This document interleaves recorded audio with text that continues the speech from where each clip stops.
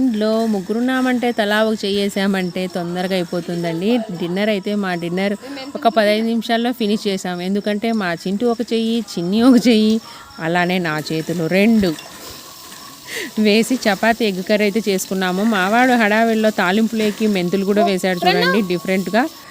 Egg curry అయితే మెంతుల్లో తాలింపుతో start చేసేసాడు.